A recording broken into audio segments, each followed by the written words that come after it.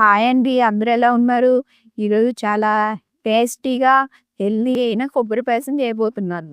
ఇంకెంత ఆలస్యం వీడియోలోకెళ్ళిపోదామా?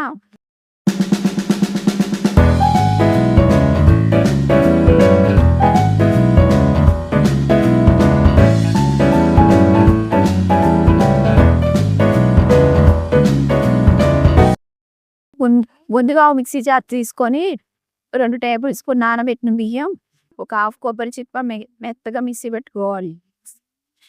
తర్వాత ఒక గిన్నె తీసుకొని ఒక హాఫ్ లీటర్ పాలు పోసుకొని మరిగించుకోవాలి. పాలు పొంగొచ్చిన తర్వాత మిక్సీ పట్టుకున్న మిశ్రమాన్ని ఇందులో వేసుకొని తిప్పుకోవాలి. ఇలా ఓ 10 నిమిషాలు ఉడికించుకోవాలి. ఈ రకంగా అయిన తర్వాత ఒక కప్పు అంటే ఒక 200 గ్రామ్స్ పంచదార వేసుకొని తిప్పుకోవాలి. పంచదార కరిగేంత వరకు మరిగించుకోవాలి. ఇప్పుడు వేయించుకున్న జీడిపప్పు, బాదం పప్పు ఇందులో వేసుకోవాలి.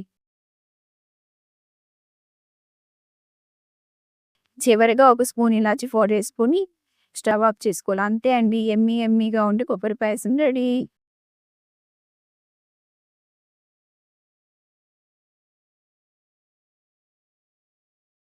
దీన్ని వేడిగా కొబ్బరి పాయసంలా సర్వ్ చేసుకోవచ్చు. చల్లారిన తర్వాత ఫ్రిడ్జ్‌లో పెట్టుకొని 2 అవర్స్ డిజర్ట్ లాగా కూడా సర్వ్ చేసుకోవచ్చు. వీడియో నచ్చితే లైక్ చేయండి, షేర్ చేయండి, సబ్స్క్రైబ్ చేయండి. Thank you for watching. By.